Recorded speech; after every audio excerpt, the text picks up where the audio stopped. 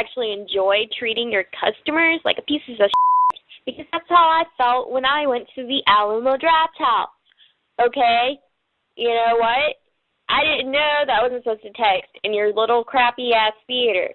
It was too fucking dark in that place for me to find my seat, alright? I was using my phone as a flashlight to get to my fucking seat. So excuse me for using my phone in USA, the United States of America, where you are free to text in a theater.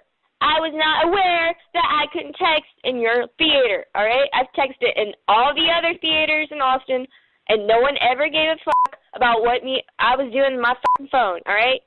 And it was on silent.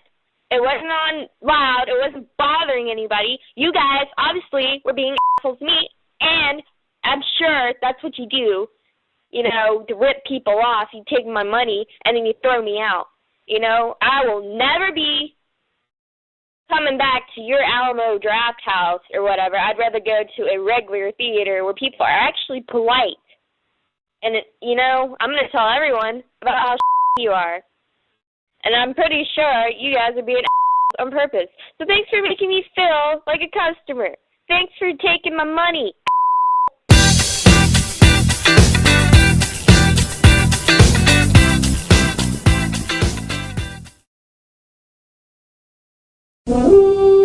All right. Is everyone here? Ants. Yes, sir. Roaches. Yeah, what of it? Rodents. Let's get this cheese. All right. Come on, everyone. Settle down, please. Look, we all know why we're here. We'll be eating like queens when we're through with this. That pantry's finally ours. Nobody can stop us now. Charge!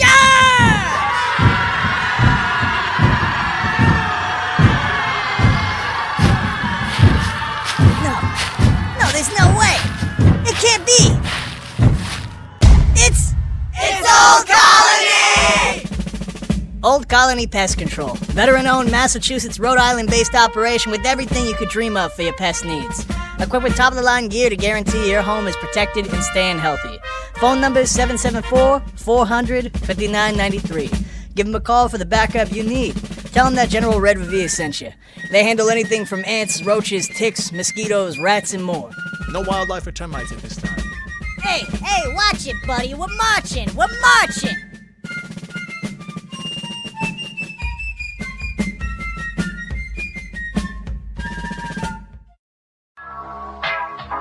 Phenom Radio is the home of the hottest indie music. Tune into the Phenom Radio Top 20 Countdown, Monday through Friday, 10 p.m. Eastern Time, 7 p.m. Pacific. A razor sharp pussy, rate your paws pussy, when the sun. Okay, I'm gonna need you to duet this with me, collaborate on a track, maybe add some harmonies to what's already there. I'm gonna let it play, and you do you. Yeah. The only one I can't deny it.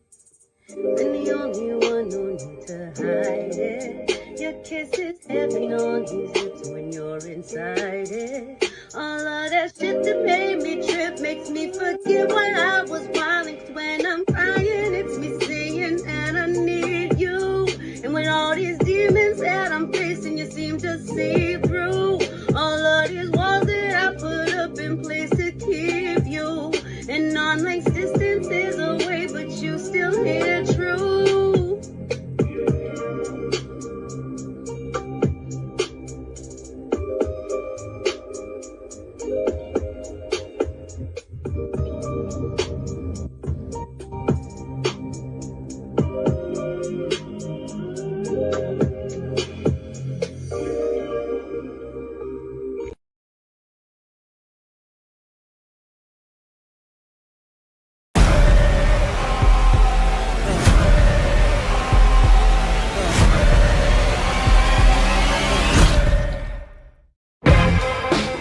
Reunion about to crack. We got the whole crew back. Really, bitch?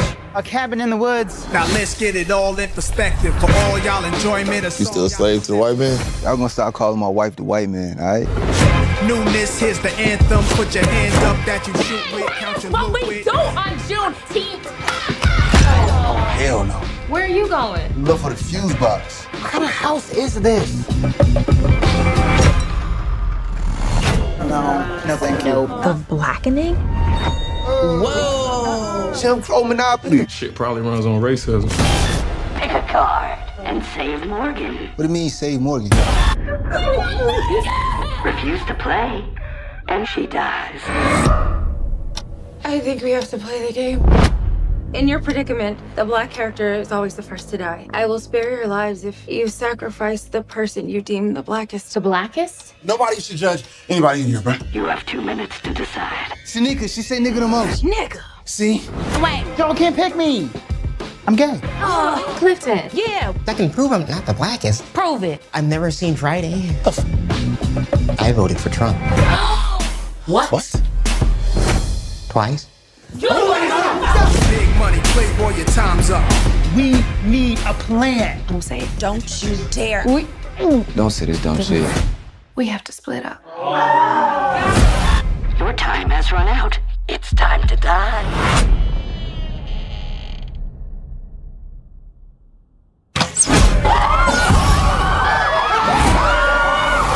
There's a crazy person out here hunting us.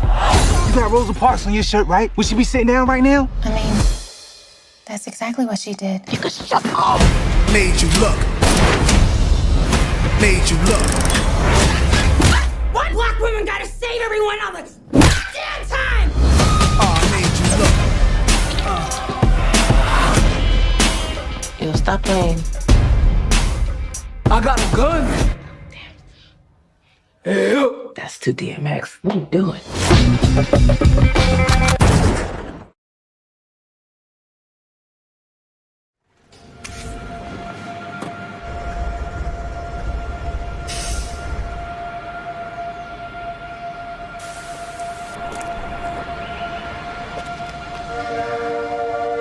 A better job, a better home, a better life. Who hasn't wished for these things, worked for them, and sought a place where they had a better chance of becoming real? For generations, Brockton has welcomed those seeking something better. From those who came in search of opportunity to today's multicultural population that makes us the most diverse community in all of New England. Brockton is a place where homes are more affordable, communities closer, where a strong and talented workforce fuels the success of businesses big and small, and the vision of a more diverse and equitable America is being realized every day. It's where ideas take root, businesses grow, communities thrive, new beginnings unfold, and the promise of a better life is kept.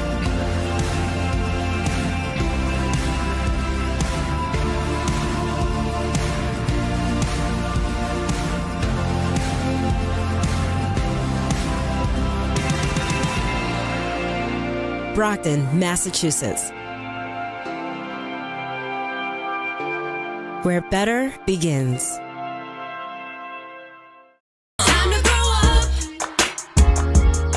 You got a problem with your self-esteem and ego. Oh, here we go again. It's time to grow up now.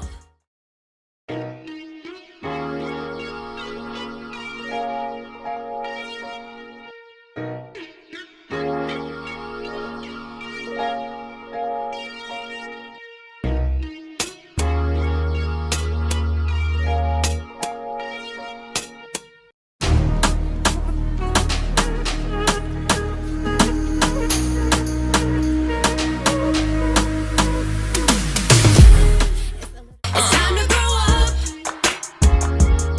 You got a problem with your self-esteem and ego.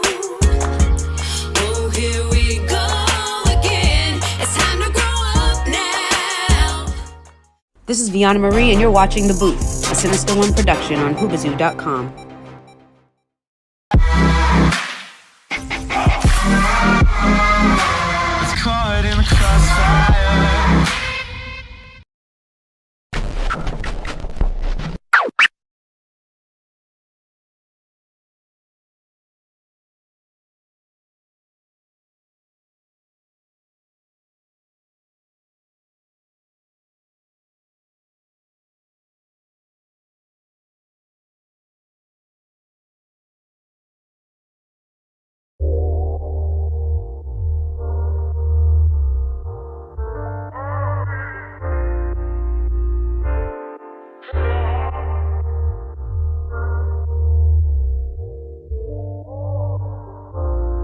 and call me a coward. Say that I'm not strong because I'm not like you.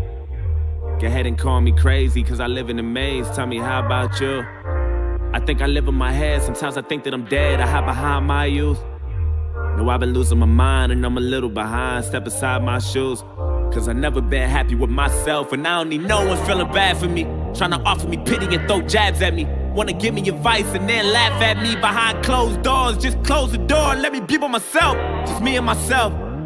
I'm tired of living when I cry. I hear it's easy to die. I wanna see for myself. And I know that sounds crazy to everyone else, but I'm depressed as fuck, stressed as fuck. Ain't no medicine that can cure what's intense as drugs. I need extra love, and that ain't even enough. So that ain't even enough, and where the fuck is God? Damn, maybe I ain't believing enough, but today we gonna see if he's real. And if he is, then I guess I'm probably going to hell. Look, I ain't wanna die like this. I ain't picture my life like this. They don't know what it's like this. Pretending I'm happy so I can smile like this and laugh like you. Sometimes I wonder if I ever act like you. Could I finally fit in and maybe relax like, ooh? Or would you feel lost without me? Cause honestly, I think the world is better off without me and my mind spinning. This is the line finish. Truth is I don't care how they feel about my feelings. I made up my mind. I'm going out like Robin Williams. I guess I'm not the ordinary people of John Legend. And I've been suicidal since the day I was 9. Shit. Okay, the day I was 9. I've been tired of being bullied, couldn't stay out the fire. Grandma told me I should take it one day at a time. And damn it, look at me now. Fuck. Pen running out. Shit.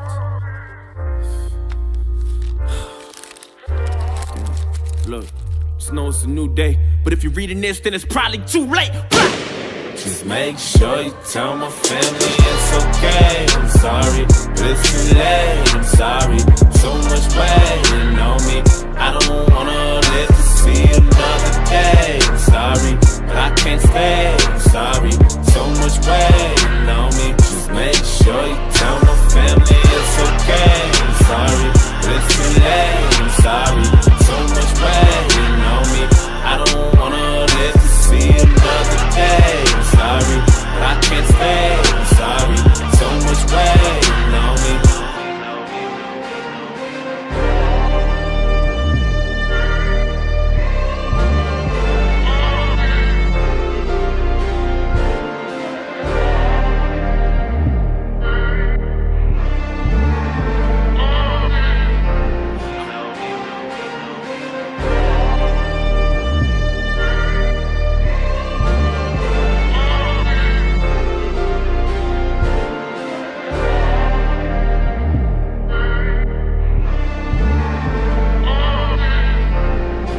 What you wanted, I hope you finally happy. It's too late for you. Been going out of my mind. You don't know how many times that I done prayed for you.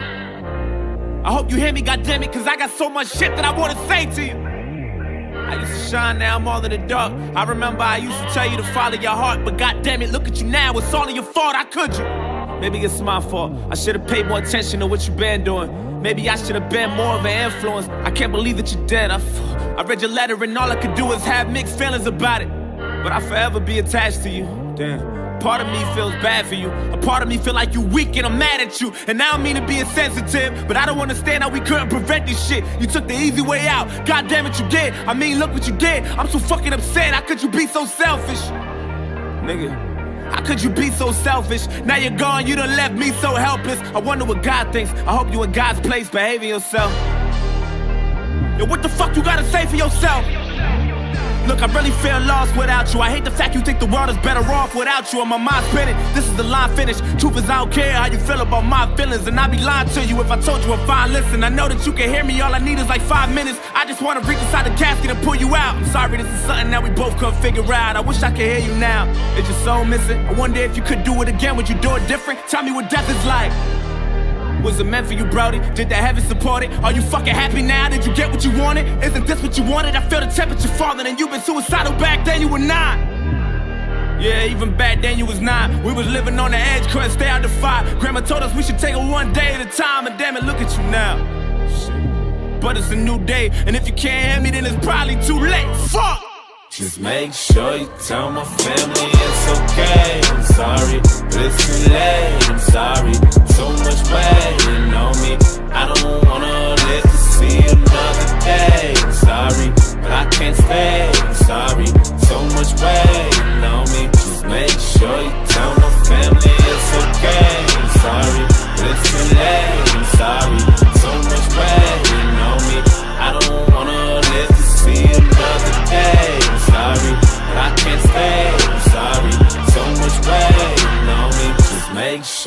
tell my family it's okay. I'm sorry, but it's too late. I'm sorry, so much waiting on me. I don't wanna live to see another day. I'm sorry, but I can't stay. I'm sorry, so much waiting on me. Just make sure you tell my family it's okay. I'm sorry, but it's too late. I'm sorry, so much waiting on me. I don't wanna live to see another day. I'm sorry, but I can't stay. I'm sorry, so much waiting on me.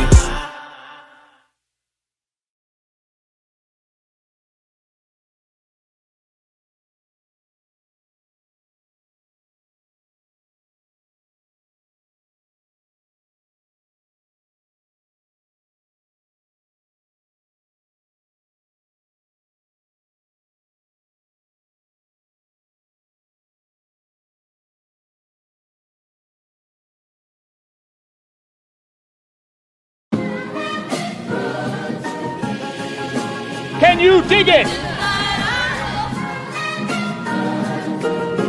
Can you dig it? Can you dig it? This is blasphemy. This is madness. This is the booth.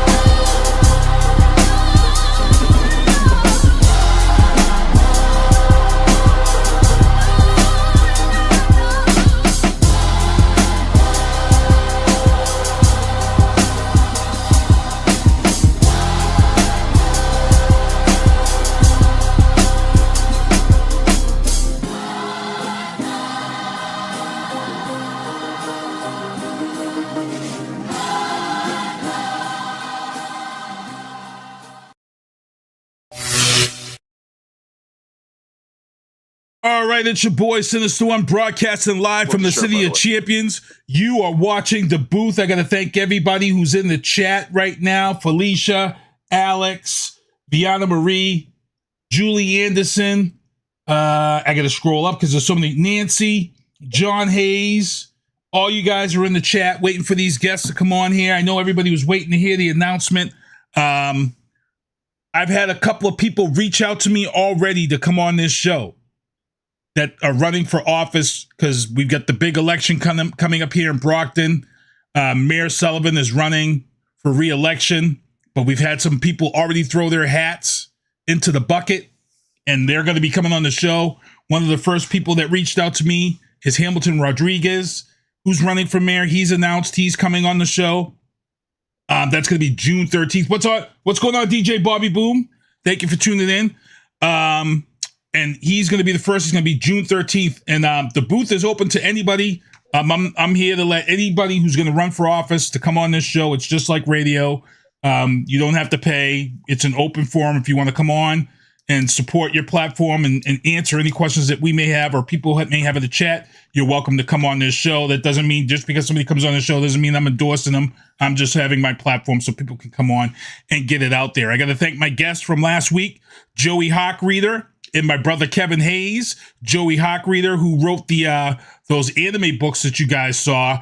He's going to try to come back on here again. I've got my guests on here tonight that are on with me. Up in the upper left-hand corner, I got Brad Bailey, and another guy in the bottom left-hand corner is my guy Sha-Elemental. He's on here. You've seen him on here. He's been on here about 3-4 times. Sha's been on the show.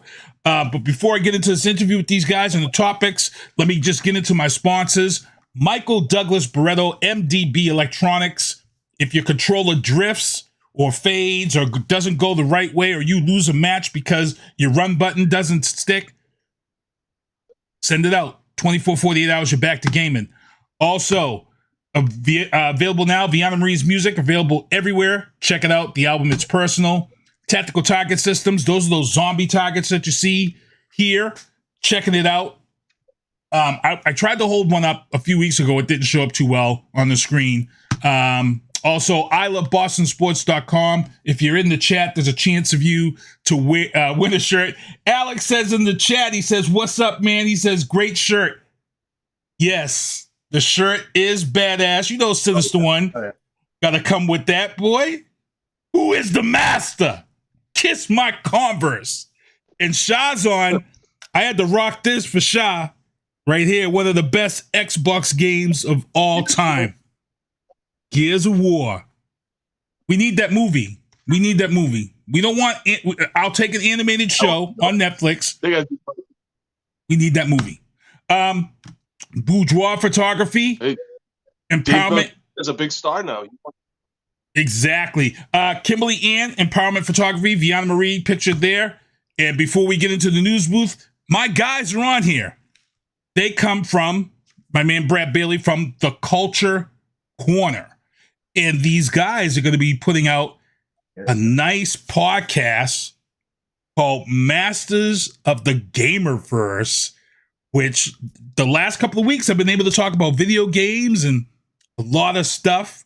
But I'm going to let these guys introduce themselves because, Brad, you're doing a lot of stuff out here. Let these people know exactly what you got going on and what you're doing with this whole Culture Corner thing. My name is Brad Bailey. I'm from Pawtucket, Rhode Island. We're almost neighbors. You know, you're about like 35 minutes away. Brockton's not that far. Right. But yeah, it's all New England. It's all close. But yeah, I'm the creator of the Culture Corner, host of the Hip Hop Happy Hour podcast. Started it like about 6 months ago. We kind of an offshoot of Hip Hop Lifers, the Facebook group. I founded that with Anthony L'Italian, and then I kind of went off and did my own thing. And so now I want to just create media and series and podcasts and everything that can bring us all together with a hip hop flavor added to it because we're all fans of the culture. So that's where kind of like where my man Shah comes in. We've known each other for a couple of years now. We've done business on different levels, whether it's promoting shows and other things like that. And we got the Masters of the Gamerverse coming. We have a few podcasts coming. We have a couple more series coming before the end of the summer. Right now, we have the Blind Reviewer with Kevin Crisis Cooper. He's literally a blind man that reviews albums when he listens to them, old and new.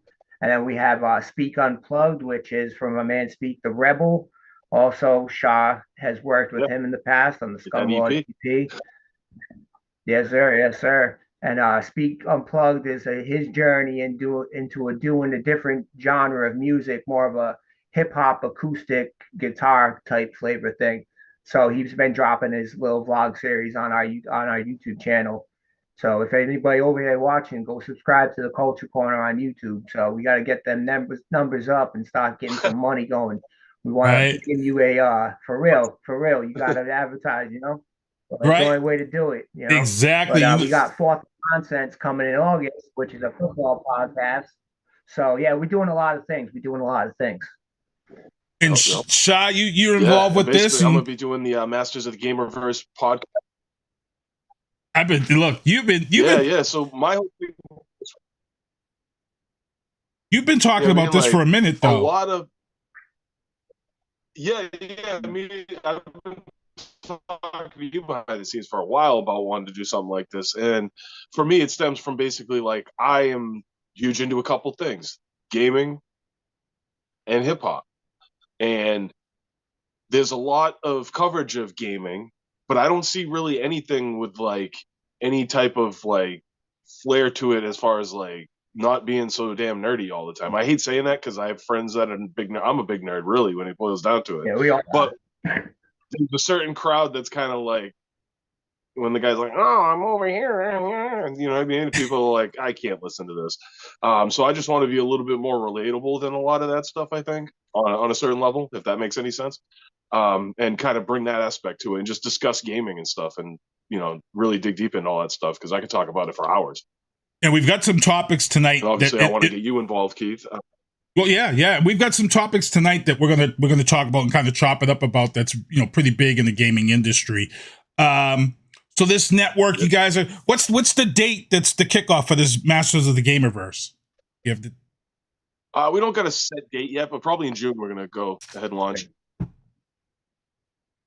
Yeah, we're shooting for the first week of June.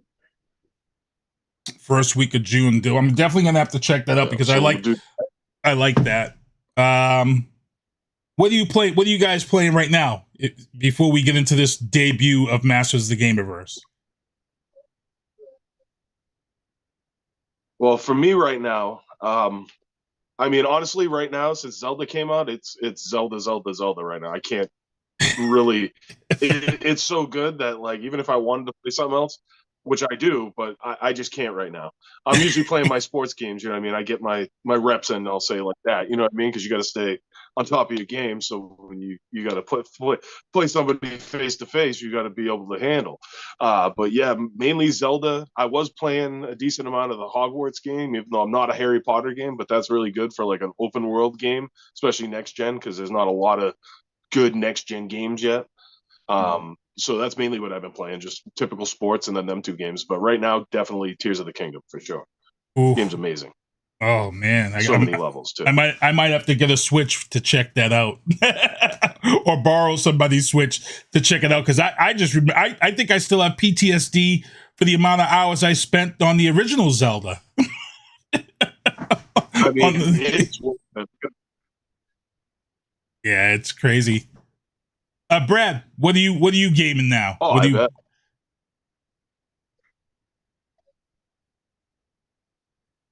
My hardcore gaming days, like day-to-day gaming days, are kind of over. I really don't have the time to fit most games in. The last game I played through was Red Dead Redemption 2. But like if I'm just gonna like jump into a game, it's usually gonna be like a NBA 2K or a WWE 2K or some sports driven, something with like a fast pace. Because I can't sit there and devote the hours to something like Zelda. I really wish I could. You know what I mean? But it's just I don't find it feasible in like my day-to-day life anymore. So, but I'm kind of not even going to be involved fully in the podcast. I'm more going to be the producer behind the scenes, helping recruit guests and whatnot, and like scheduling times and all that nonsense.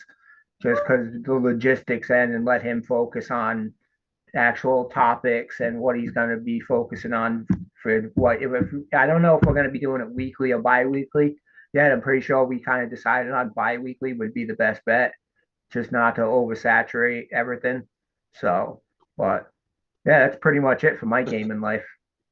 I do play a couple of phone games. I'll hit up a match 3 game pretty quick for a few minutes at work if I got some time, but that's about it.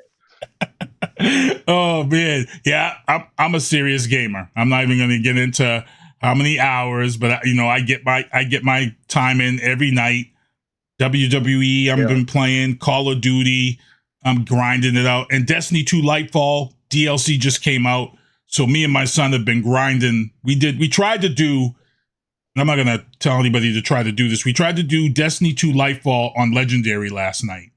Yeah, it was an epic fail. So you do play PlayStation games? Well, Destiny was a Microsoft game. That was out first. So that was after they left Microsoft, but that's okay. But yeah, you mentioned Redfall earlier, right? Yeah, we're gonna be talking about Redfall in my regular topics because we're gonna get into that because I mentioned it on my page and somebody came on there and I didn't want to blow what we were going to talk about tonight, but they were talking about, me and you had talked about this whole cloud gaming aspect that we're going to talk about. But I wanted to get in with this interview with you guys before we got into our topics and stuff for tonight that you guys can shell around with me. But and Brad's got a lot of stuff going. Like I said, Brad's got a lot of stuff going on this Culture Corner network. He's sort of doing the same thing that we're doing here with Sinister One Productions. We have Oscar Mike Radio, which is a veteran-themed show. We have Maddie C's Sports for You and Me, Happy Hour with Lito on Tuesday nights. We have Drafting the Circuits, NASCAR, F1, Xfinity Racing, and now NHRA Racing. We actually I can safely announce because I co-produced the show, Drafting the Circuits on Wednesday nights. We have 2 incredible guests lined up for Drafting the Circuits.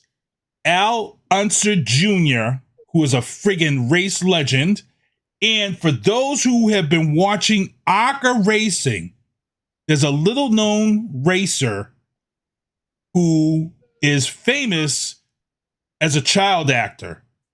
Frankie Nunes is a racer in the ARCA circuit. He's making his name for himself. He's about to make that jump to NASCAR.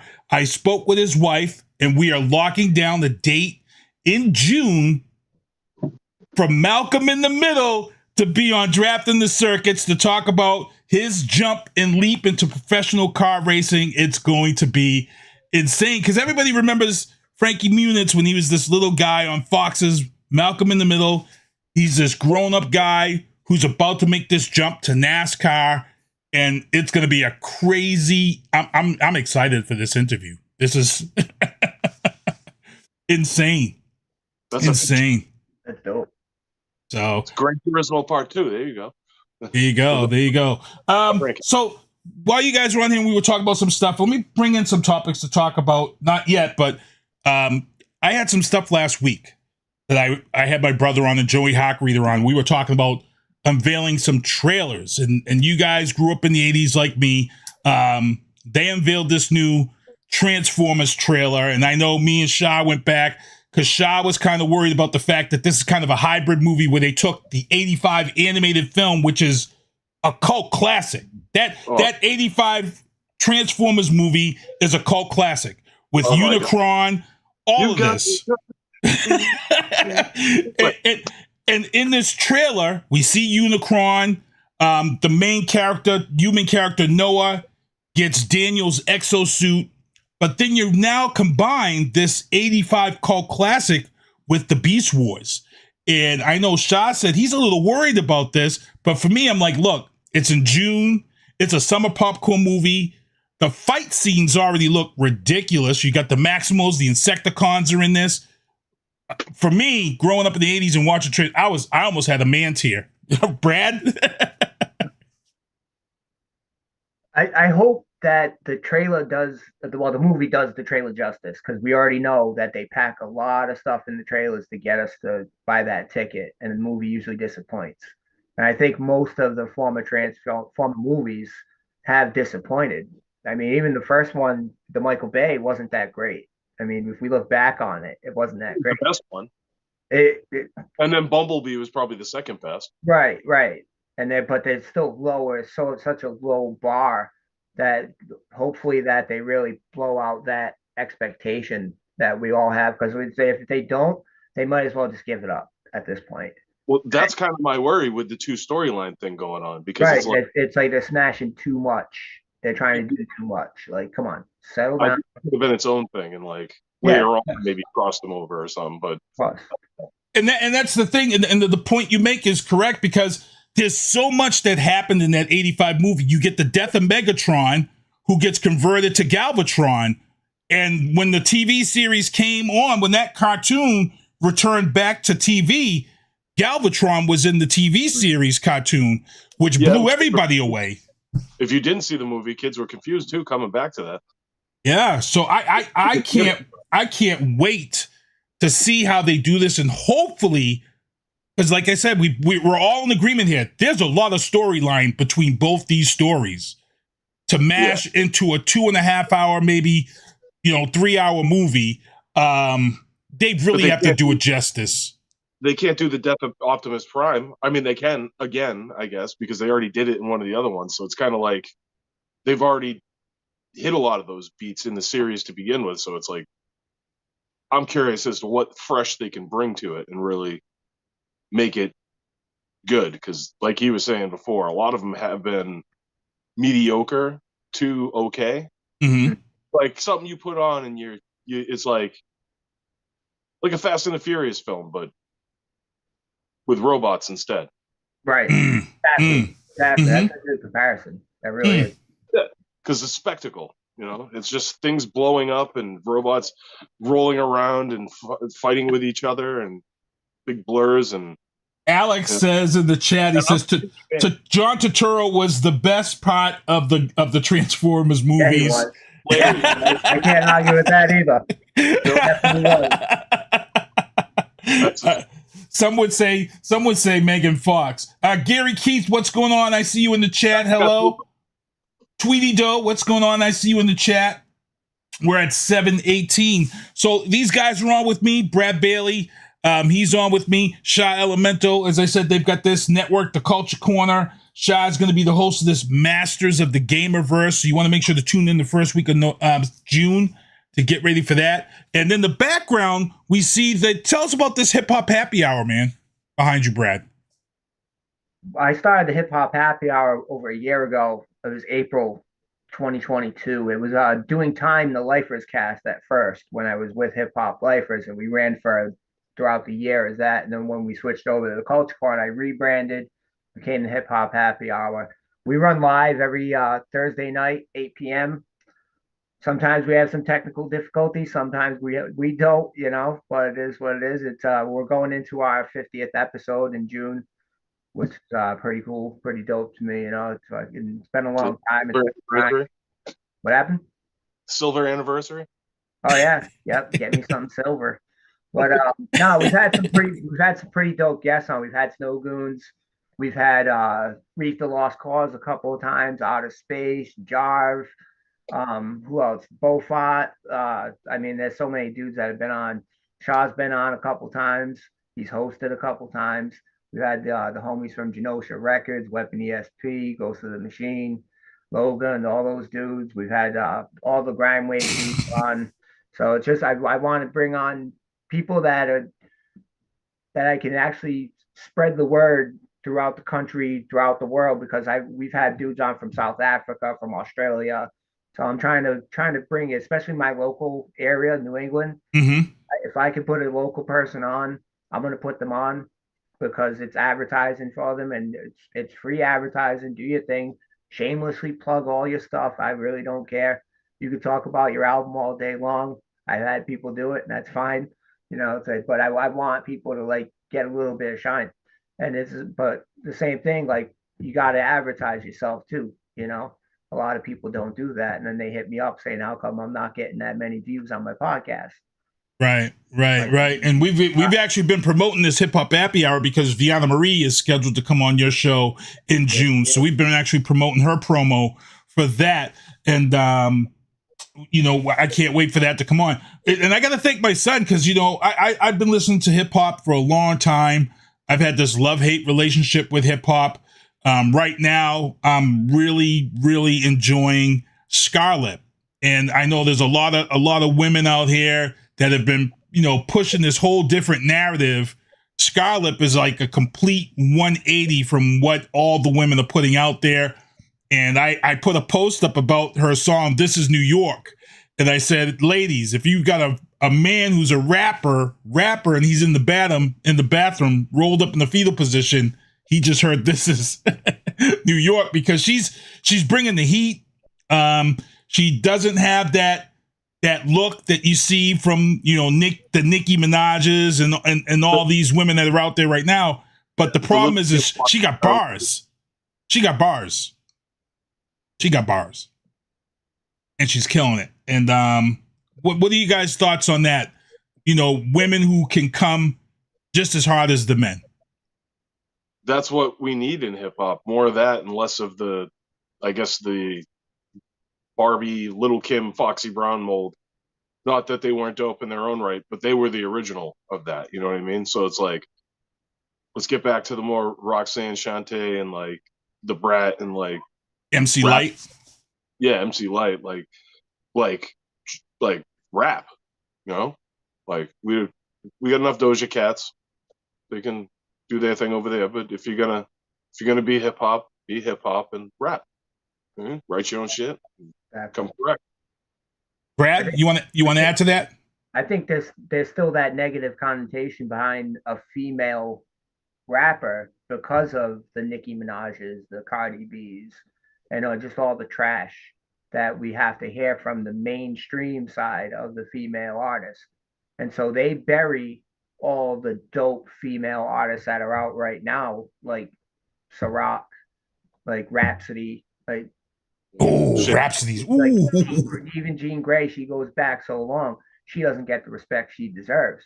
because she still gets that label of female rapper. Because we were actually on a podcast the other day, we were discussing this, the labels of female rapper, white rapper.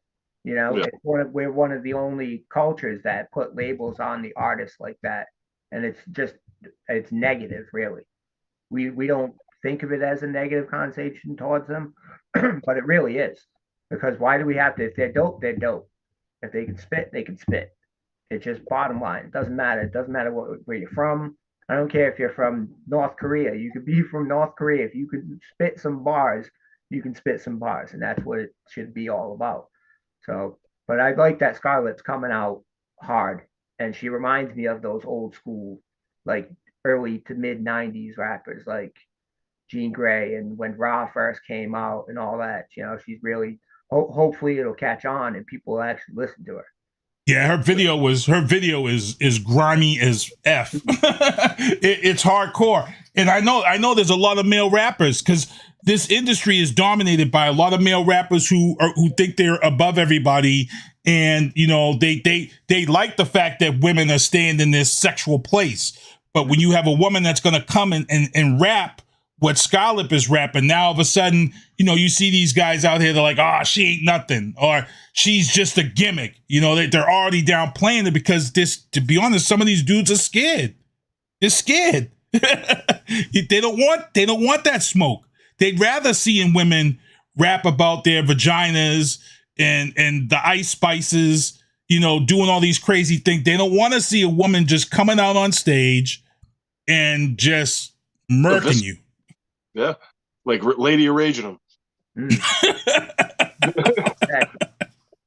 And that's one of the problems in the industry. So Felicia Damon said Mary J. Blige, Lauryn Hill. Yeah, Lauryn Hill was another one. You know, if she didn't have her own mental health issues, Lauryn Hill was one of the toughest out there. You know, she was bringing bars for days. So we're at 7:25. Let me get into these topics that these guys are going to run with me on. Let's get into the news booth. In the news booth last Friday, we had a Brockton High altercation that resulted in the stabbing of 2 students. Now, as the news is being more released, one of those students was actually airlifted from one of the fields at Brockton High.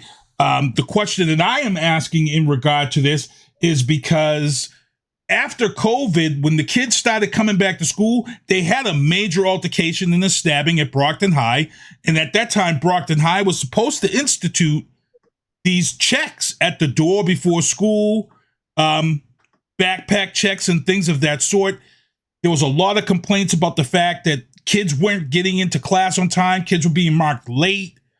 And I'm wondering kind of what happened with those checks, because if those checks fell off before school, somebody's going to have to answer for this incident, whether it be the principal, whether it be the superintendent.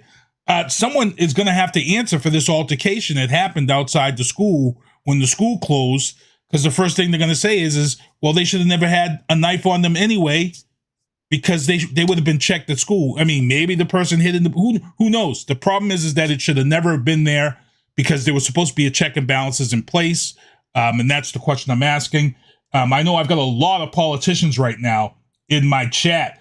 Gary Keith, Felicia, she's very involved with the city. If anybody does know why this knife was on school property when they're supposed to be doing checks, please let me know. Because, you know, it's one of those things. Also in Brockton, I don't know if you guys are familiar with Brockton area. A lot of people who've come to Brockton, they know about Bud's Variety Store. Bud's Variety is located on Warren Ave. It's one of those, it's the spot.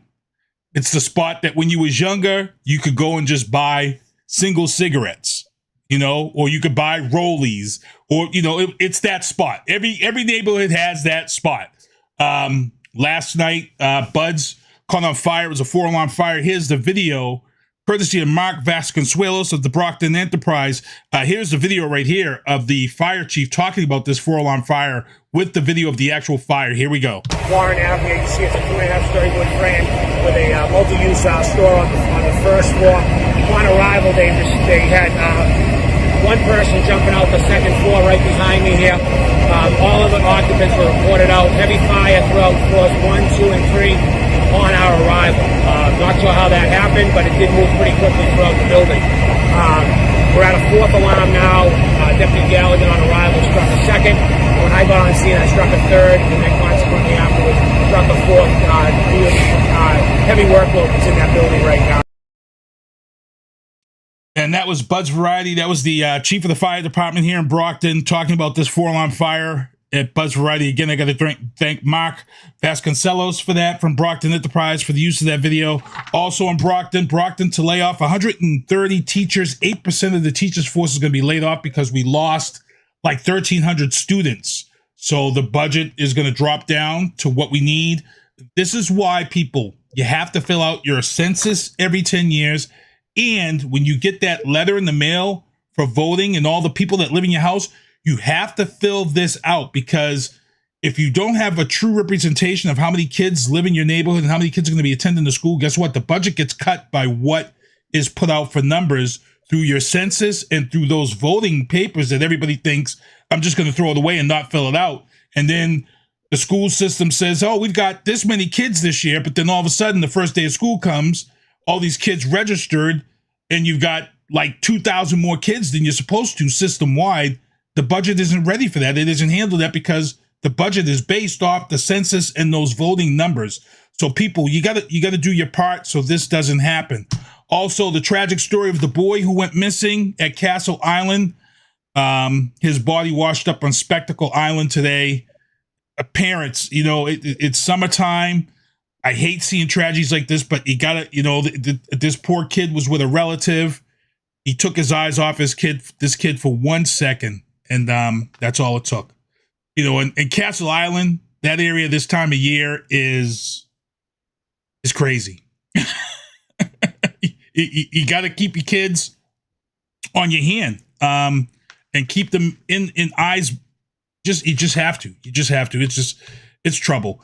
Breaking news in the legal booth. Massachusetts U.S. Attorney Rachel Rollins has resigned after violations of ethics codes after an ethics probe was done by the Justice Department. So she'll be stepping down immediately. Supposedly she went to a Jill Biden fundraiser or something and stuff wasn't reported the way it should have been. She also went on some other trip somewhere to California or something that somebody paid for. So she's resigning and she's stepping down. Here's a story for my guys here I'm going to ask them about. Carly Nunes in this picture here. Carly Nunes is a liquor store clerk.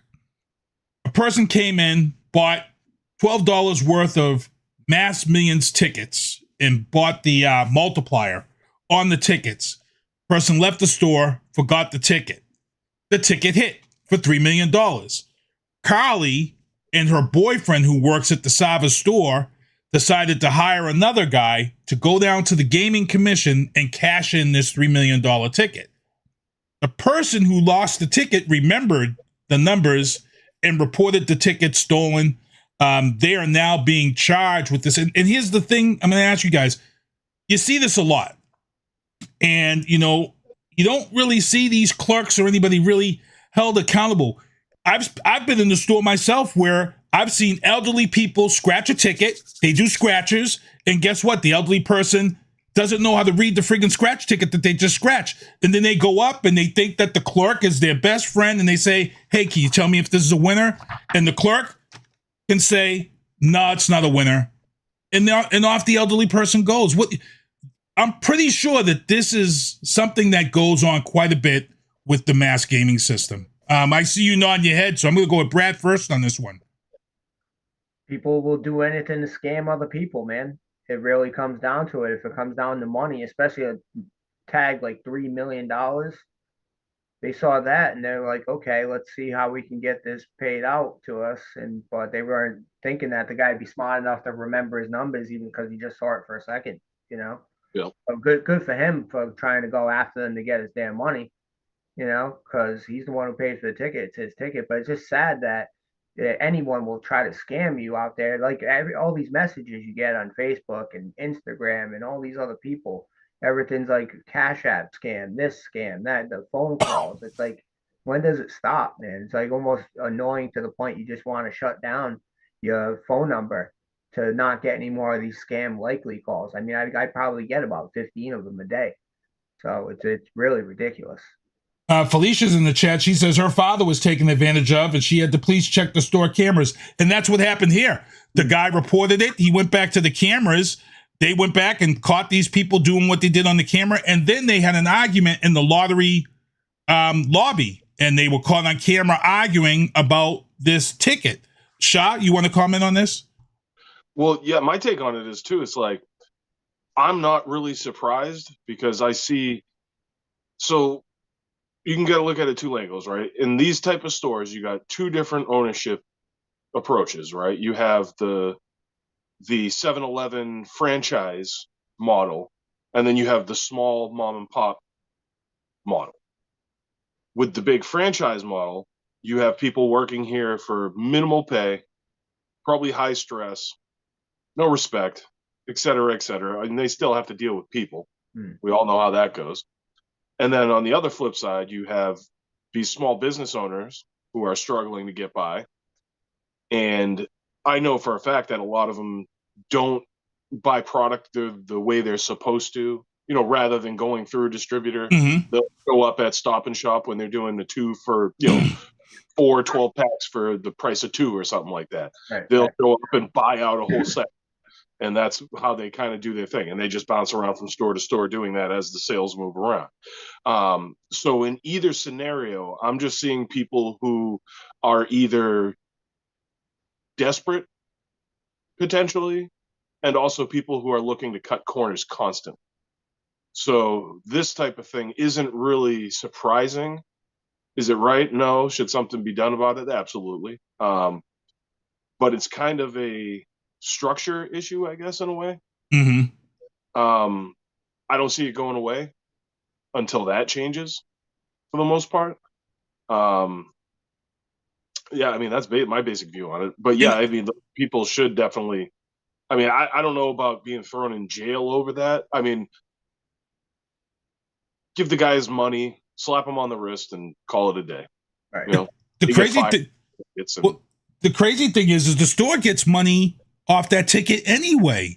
That's what's confusing about it. You're going to get your money off it, but it has been a problem because I actually knew somebody growing up who owned a store. They owned a little convenience store, and he got in trouble. What they were doing is at that time, you knew back before the lottery put the tickets all on the wheel and they were in books, you knew that every 5 tickets was a winner. So what they would do is they would just pull the 5 and scan it, find the winner, and then they would just cash out the winner because they had it right there. And these clerks were doing that. And, you know, I have a buddy who got hemmed up in that years ago. You know, he almost went to jail on it. But that was one of those things. So it is a tempting thing. It's a sad story. Her and her boyfriend have been charged in this $3 million lottery theft. I'm going to keep an eye on that. Also in the legal booth, the EU regulators have approved Microsoft's acquisition of Blizzard. As you guys know, me and Sha talked about this. The PlayStation CEO kind of blew up his own spot. The problem here is that, you know, a lot of people were shutting this down. They feel like that it was creating a monopoly. And the CEO of PlayStation, Sony, was questioned about this acquisition and why he was so against it. And his answer was just typical. I don't know why he even said what he said, but his answer was that he really had no reason. He just wanted to block it. And that shot, we talked about, that wasn't a legit answer for your reason to block it because, you know, Sony has had exclusives for a long time. The EU regulators have now approved this. We're ready to see if the UK is going to do the same. They're already saying the US is probably going to approve this sale now. What are your thoughts on this? Because you were very vocal about the CEO of Sony and saying he was an idiot. Yeah, and I'm a PlayStation guy through and through. For me, it's like PlayStation, Nintendo, then Xbox trails way in the third somewhere. You know, when they actually put out games, I'll play them if they're good. But if for me, like, I'm looking at it like, all right, I believe we're talking about Jim Ryan is his name, I want to say. Yep. He has a really bad track record of just saying not smart things, I guess. He's a smart guy overall, a good business guy, but I think that's the issue with him is he is a business guy. He's not a gamer at all, like say like Spencer is. Yes. He's a gamer. Phil Spector, So, like, yep. Yeah, so I think that is probably his issue mainly. Like he's thinking more business-like, and he's like, "Oh, they are competition. We just don't want that to happen because it's not necessarily good for us." The only negative I would potentially see is if they did lose Call of Duty, but also, I mean, they're Sony. They make phenomenal games, so I'm not really worried. They could relaunch SOCOM. That still has a lot of gaming in the gaming community, and there you go. They have a military shooter, or they could do something with EA, bring Battlefield over, make that a PlayStation exclusive, help them develop it and get it to where it needs to be, because that's been a great series as well. Matter of fact, I've played that more than Call of Duty probably over the years. But yeah, that was just foot and mouth type stuff, which he's been known for, especially over the last few years. And like I was saying to you before, I mean, his time probably is coming up just based on how long these jobs actually end up panning out. So I don't see him there for maybe another 2 years if he can weather all this going down now. And then hopefully on the Microsoft side for them, I feel the only question really was what they were questioning, the cloud aspect of it, because Microsoft can control that much of the cloud gaming aspect just based on their servers and things like that, especially with Google pulling out and shutting down Stadia. So that can be a little bit of concern. But I mean, if they're willing to sign a deal to keep Call of Duty on PlayStation, I think PlayStation can weather the storm. I mean, when's the last time that Xbox dropped a single player AAA game that scored a 9 or better? Not for a while. Like, we're talking years. Yeah, not for a while. It hasn't been for a while. We can't, and Halo didn't even hit that mark. No. So it was probably what Forza Horizon was probably the last one that was on. That was what, 2021, I think. Yeah. Yep. And I'm still waiting for the new Forza to come out. That's one that brings me over too. I love Forza. That's a great game. Like, I was a Gran Turismo guy, and they kind of fumbled it a little bit, and Forza just kind of picked up the ball and kept it rolling. Beautiful game. Yeah, graphically, nothing out there touches Forza. Nothing. When Forza comes out, they set the bar for graphics for the next real gen games. It's just amazing that their graphics. Anything you want to add to that, Brad, on that topic? Because we just got a little taste. We got a little taste of Masters of the Gamerverse right there. Right. Business. I say business is business. I get why he blocked it, or attempt to block it. I get it, because he wants to be the number one gaming console out there. It's business is business. But yeah, don't say it. You know, yeah, that's it. Like, what's going on? Either he was emotional about it, because that will get you to say some dumb shit, or he doesn't have proper handlers. And telling him, like, don't do that. Don't say this. Don't say that. Well, I think he said it on the podcast, and this is the problem now. You know, I've been in podcasting for close to since 2000. The problem with podcasting today is you got to watch what you say, because you can be held accountable for the stuff that you say on the podcast. So here's Jim Ryan on the podcast thinking, I'm on the podcast. Nobody's going to hear me shoot my shot and say what I want to say. But guess what? You said it on the podcast, and then the next thing you know, everybody's going to know about it, because it's going to put that podcast in the stratosphere because of what you said. You know, you think nobody's watching. Tasha K just found out about nobody's watching. Tasha K, I talked about in this show last week. She's getting all of her shit seized by Cardi B for putting out there in her podcast that Cardi B had herpes. She got a cease and desist and ignored it. Podcasters, I'm letting you know right now, if you get a cease and desist from somebody's attorneys, you cease and desist. They got more money than you. They can ruin your life. Shut up. Yeah. It's not worth the clicks. It really is not worth the clicks, and that's what they're doing it for. They're doing it for the clicks. And she's paying, because she went right back to her podcast. She talked about the cease and desist. She laughed about Cardi B and called her bluff. And then they came back and they said, oh, that's it. That's a wrap. And then she didn't believe him again. And now they're seizing money right from her YouTube account. They're taking the money right from the YouTube account. So that's bad. That's bad. That's like the guy who was he was making some device or something that could hack the Switch or copy Switch games or something like that. And Nintendo had to bring him to court. And now for the rest of his life, 35% of everything he makes goes to Nintendo. Damn. And the company made most of the money. He was like, yeah, I made like 1/100th of the money that this company made on this idea. He's like, but now I got to pay forever towards this. And I'm like, see, that's what happens when you're stupid. Oh, man. And we were talking about Redfall, and we said we were going to get into it. Redfall. This was a game, a vampire 4-player game. It was supposed to be this game, co-op. It was supposed to be this amazing vampire game, changed the industry, blah, blah, blah. It was supposed to be this big thing for Microsoft. It failed. And there's a lot of reasons why this game failed, and I blame cloud gaming for it. Even though cloud gaming isn't popular in areas that don't have internet, cloud gaming is popular here. A majority of the games that I play on Xbox now are in the cloud because I don't want to take up my hard drive space. So when I saw Redfall was in the cloud, I instantaneously played. The problem that I've been seeing, we talked about this, Sha, when cloud gaming hit, what we started to see with games is that game developers and game publishers, two things happened. Game devs got lazy at some companies, and some publishers completely said, you know what? It doesn't matter about deadlines anymore. Back in the day, you had a deadline and you made that deadline and the game had to be perfect by the deadline. You didn't get an unfinished game on release date.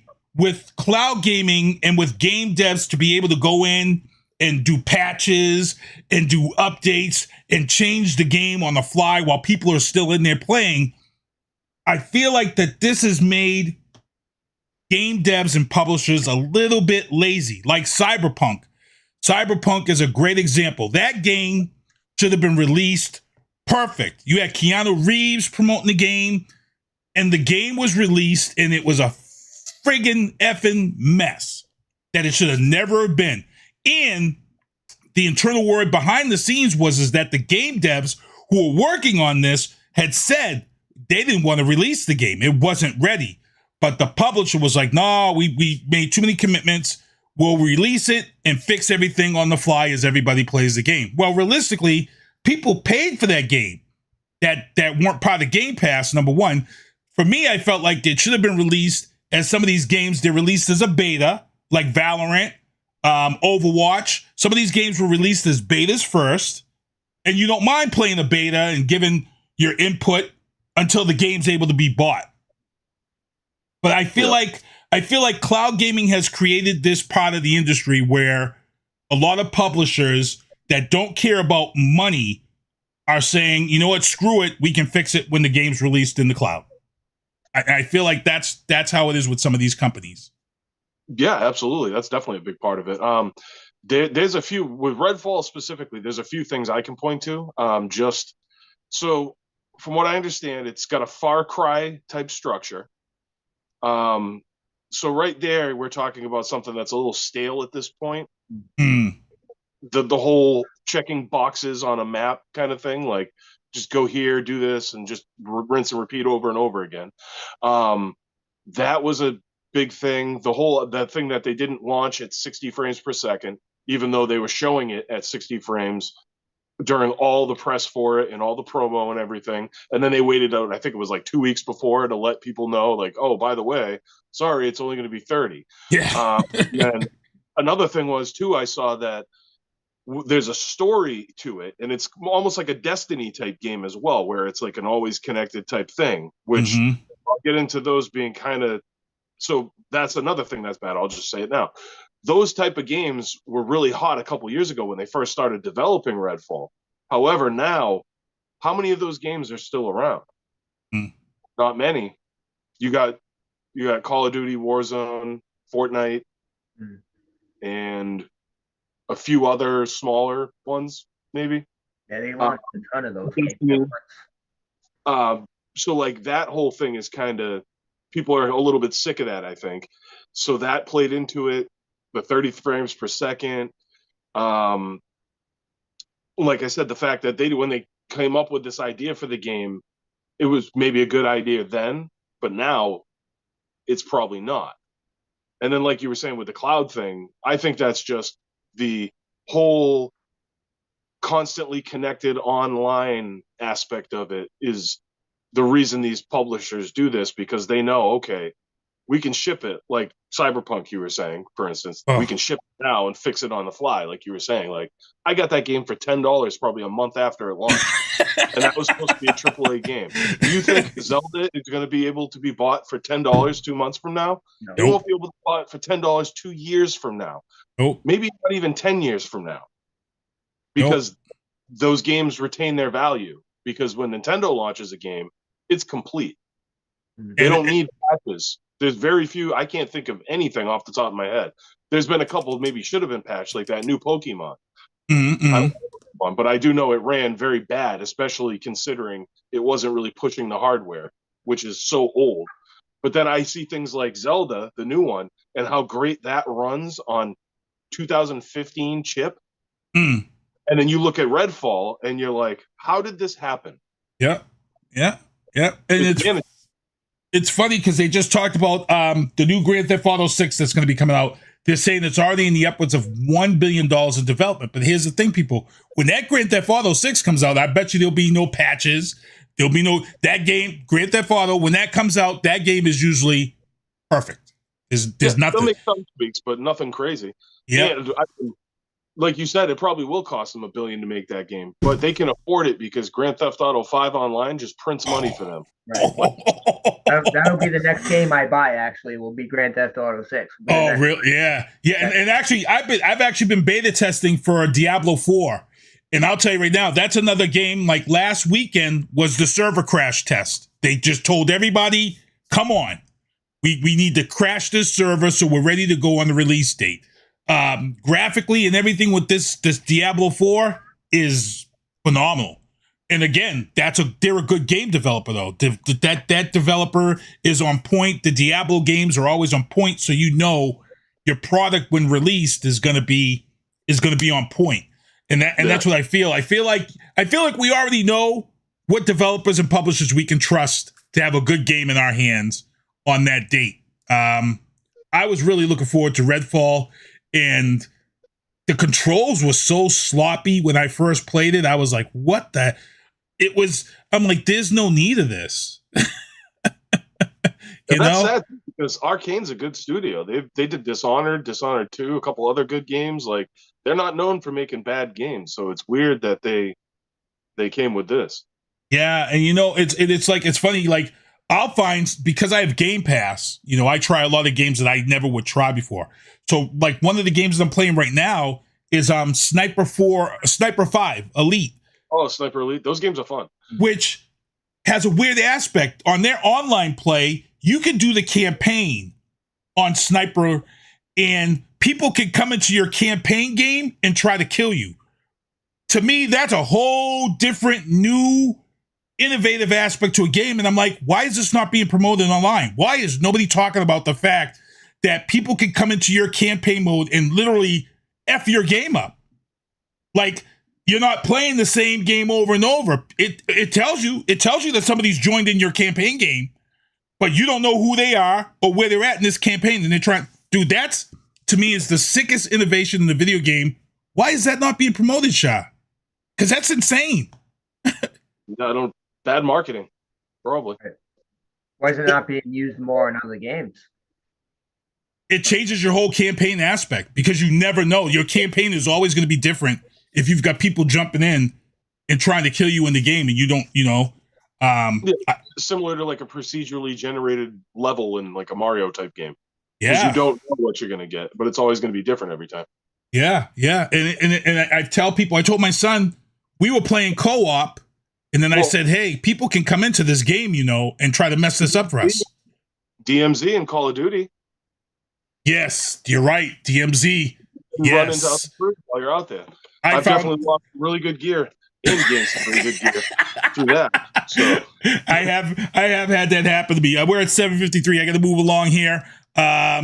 Here's another one from my guys on here. Oh man, in the legal booth, the USDA is planning on banning chocolate milk from all schools. It's racial. No, it isn't. It's not racial. I'm just making a joke. The reason why they want to ban chocolate milk is because they're saying the sugar content is high. Let's be real honest here, people. Your kid goes to school at 8 o'clock, 7 o'clock, whatever time in the morning. When it's lunchtime, it's like 11:30, maybe 12. He has an 8-ounce box of chocolate milk with who knows how much sugar. I'm going to tell you right now, USDA, the amount of sugar that's in that 8-ounce, that kid, that child, by the time he's done with recess, gym, and the walk home from school or whatever, the sugar's gone. So this whole woke nation of wanting to ban chocolate milk, all flavored. Actually, it's not just chocolate milk, it's all flavored milk. They want to ban all flavored milk from school because of the sugar content and go just to white milk. Whack. Ridiculous. I cook at nursing homes, so we use all the same products. We do order from the same companies as schools do. Mm-hmm. And the amount of additives and preservatives in these products and sodium and cholesterol and calories are outrageous compared to sugar content. So it's ridiculous. It's something for the Karen woke moms to get upset about. And it's something that they can win because it's really a non-issue. So the school department, the USDA, and all these other people that are all in bed with each other making these decisions said, let's give them this win to shut them up because it's a non-issue. We'll just get rid of it. And the only one you're hurting are the kids that like the chocolate milk or the strawberry milk or the vanilla milk or the banana milk or whatever milk. Yeah. It really is. It's the government saying, let's give them a small win so they don't dig any deeper and come up with any more issues. It's horrible. Felicia says her kids hardly has any white milk or juice. My stepson went to preschool and his class could not have orange juice because there was a kid in the class that had a citrus allergy. So the whole class couldn't have any orange juice because this kid had a citrus. I'm loved over here because when I went to school, they used to feed us these things called bacon burgers, but it wasn't a cheeseburger with a piece of bacon on it. It looked like a chicken patty, but it wasn't made of chicken. It was made of mixed that, and they're worried about chocolate milk for these kids. Right? I'm still alive after eating a bacon burger. Remember when we were kids, it was promoted to drink chocolate milk because it had more calcium. Oh, it's calcium. Yeah, exactly. We grew up on that, It's like, come on now. It's like I say, it's just to give them a small win. Because people don't need milk anyway. That's the whole fabrication. We don't need to drink milk. Right. Felicia went back to the topic of the gaming, and she said it happened to her in Sea of Thieves. I actually have never tried Sea of Thieves yet.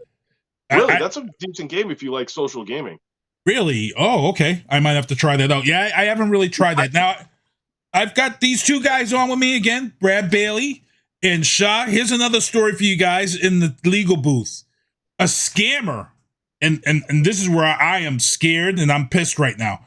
A scammer made thousands of dollars off of an AI-created Frank Ocean tracks that he was selling on Discord. Now, a lot of people didn't really read the entire story. I read the story, and the story is pretty scary.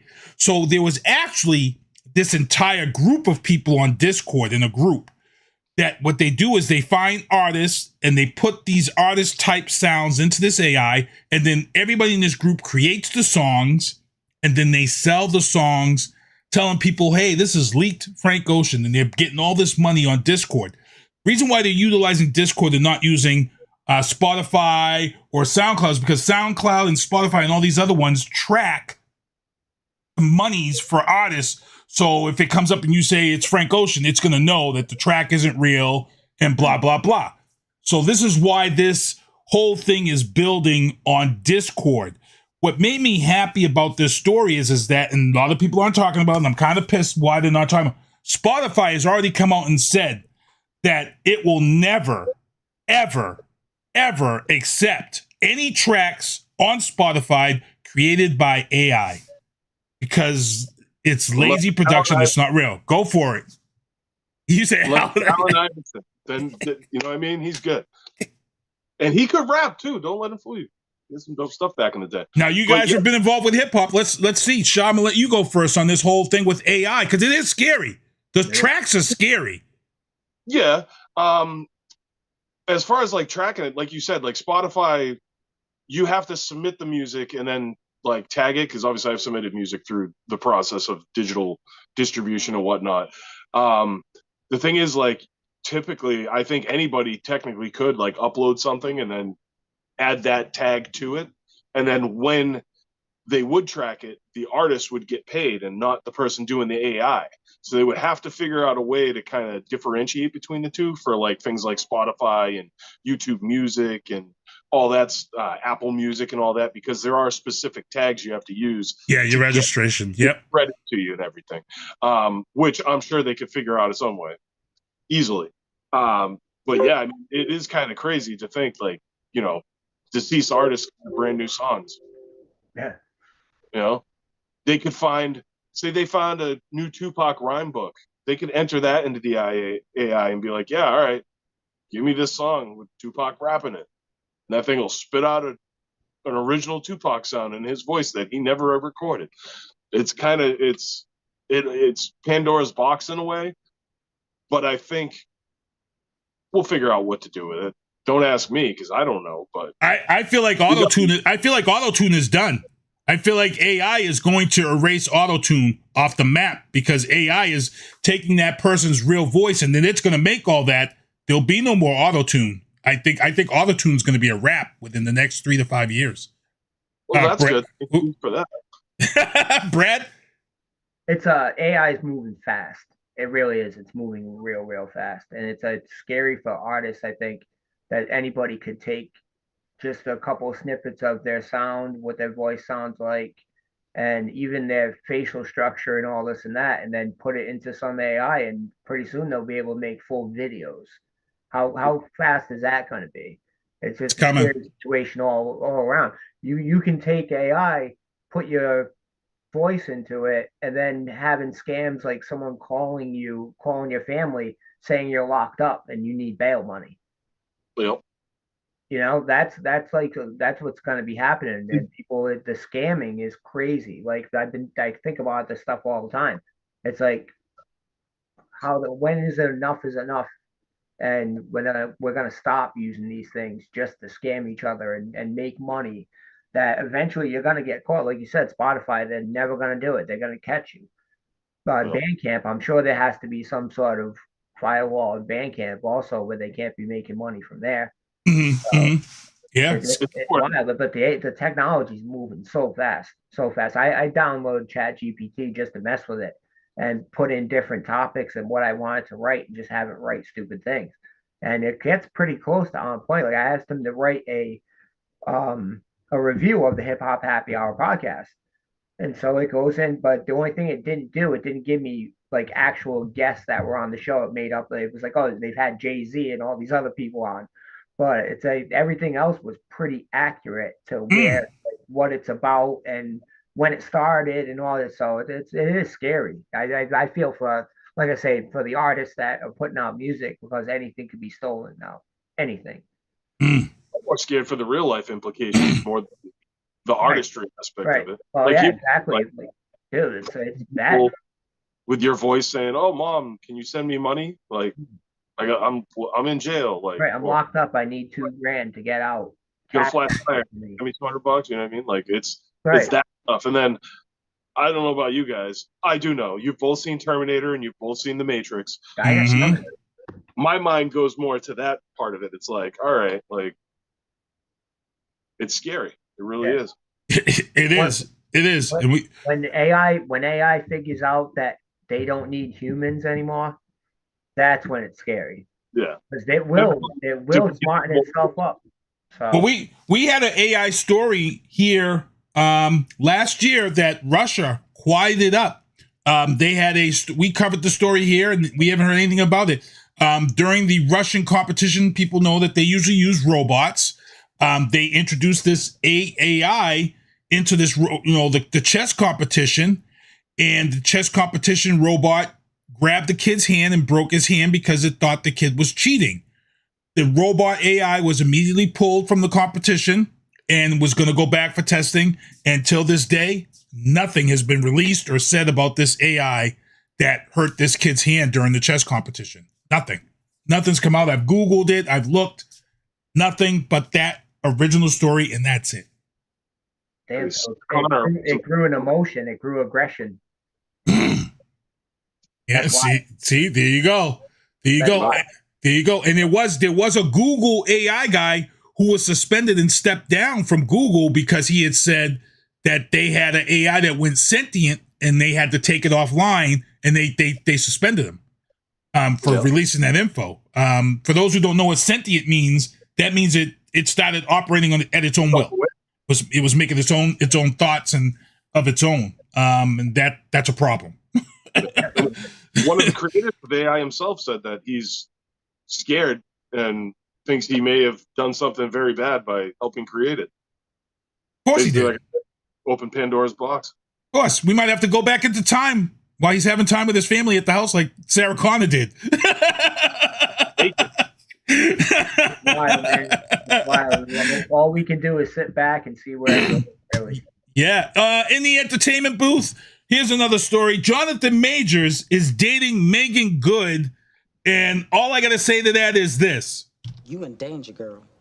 You in danger, girl.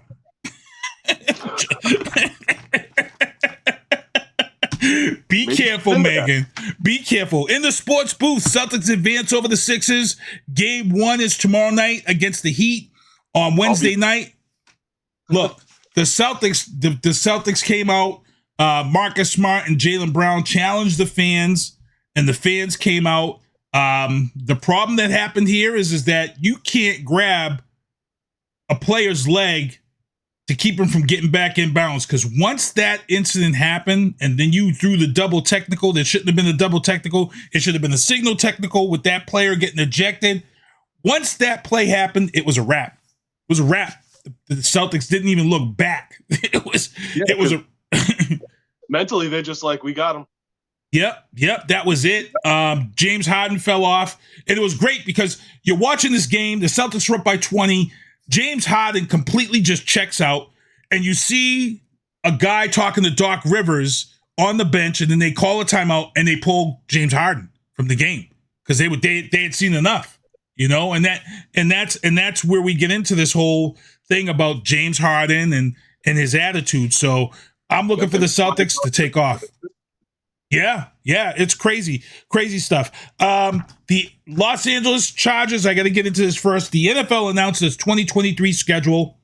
The Patriots have Tom Brady coming home for week 1 against the Eagles. I actually have the Patriots going 14-3 with this schedule this year. Let me pull up the schedule for you guys right here. Let's see here. CP. If you guys look at the schedule, they open against the Eagles. I've got them splitting with Miami, as they always do. I've got them sweeping Aaron Rodgers and the Jets, because this Aaron Rodgers with the Jets is going to be disastrous. I've got them beating Dallas. I got them beating the Saints. They're going to go on their revenge tour. They're going to beat the Raiders. I've got them splitting with, I think I've got them losing to Buffalo both times. They're going to beat the Commanders. They're going to beat Indianapolis overseas. They're going to beat the Giants. They might have a hard time with the Chargers. Steelers are going to beat Kansas City. They're going to lose. They'll beat Denver. And as I said, they're going to sweep Jets. So I've got the Patriots at 14-3 this season. You've got the guy that you've wanted here from day one. Bill O'Brien was supposed to be here when they drafted Mac Jones, and he didn't come here because Nick Saban wanted to keep him an extra season, which forced you to have a defensive coordinator as your offensive coordinator, and that failed miserably. Bill O'Brien is here. You've got Juju Smith-Schuster as an extra wide receiver. You've got a nice tight end in Mike Gesicki. This is going to be a different offense, people. This is going to be a different offense, and I like the fact that a lot of people think the Patriots are going to be at the bottom of the barrel. I don't think they're going to be. I think this is a 14-3 team this year. and I think they make it into the playoffs, but I don't think they get past Buffalo in the playoffs. I'll say 10-7 at best. 10-7? They're definitely not going to be what they were last year. They're going to be a totally different team than people realize. I think they'll be better, but yeah. They're just not adding the pieces they need, I don't think, anyway. But hopefully they can make, some of these pickups pay off in the long run. They have done it from time to time, but I don't have much faith in Bill Belichick's drafting. He's hit here and there, but there's been a lot more disappointments than solid draft picks. Well, everybody's praising him for this draft. They said he really tucked it to the Jets and their salary cap. And here's the thing, people. If this Aaron Rodgers thing doesn't work out in New York, their cap is messed up for the next.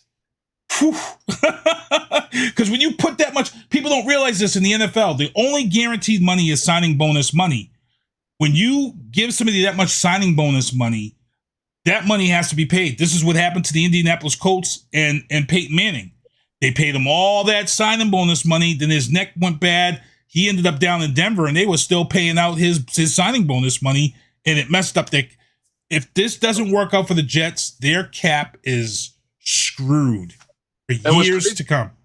You put Aaron Rodgers on that Jets team from last year, they probably win 10 to 12 games because of how good their defense and every other aspect of their team was. I mean, they had a rookie wide receiver who, on that team with those quarterbacks, still, I think, had over 1,000 yards receiving. Yeah. And did he win Rookie of the Year, possibly? I forget, Offensive Rookie of the Year or something like that. But I could be wrong about that. But he was one of the better draft picks, especially at the wide receiver position. What happens if this kid? What happens if this quarterback, the kid that they got now, what if he balls out and he outplays Aaron Some of these guys be. What we've seen though, I don't know. When Mike White, I think that's the dude's name. The other dude is outplaying you. I mean, I don't know. This dude hasn't shown anything to make me think he's going to be a good starting quarterback in the NFL, especially when the comments he made at that news conference last year. I forget what game it was. But he just showed absolutely no accountability whatsoever. And that's the complete opposite you want out of your starting quarterback. Mm-hmm. Starting quarterback should be out acting like he was the one playing cornerback when, they blew the play that they gave up the winning touchdown. Tom Brady would get up there and be like, yeah, I should have been playing cornerback. It was my fault. Or, you know what I mean? That's how they handle it. They take all of that. Right. And based on what I've seen, that kid doesn't have that at all. Right. D Woods in the chat. Anything you want to add to that, Brad? I'm not really much of a football fan. And when I was hardcore on the football, I'm a Dolphins fan. So the worse the Patriots do, the better. We split every year. I tell everybody it's the dreaded split. Every year. It doesn't matter what year it is, they split. Tom Brady made my life miserable for 20 years. So. Also, if you guys haven't seen it, I'm going to show it to you right here.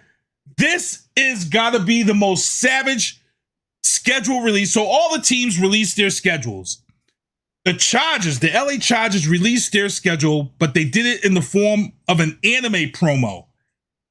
Please, people, pay attention to this Chargers anime. Watch when they get to the Raiders and watch what they do in the anime promo. Here it is on the booth. Check this out, courtesy of the Chargers. Watch this. It's savage.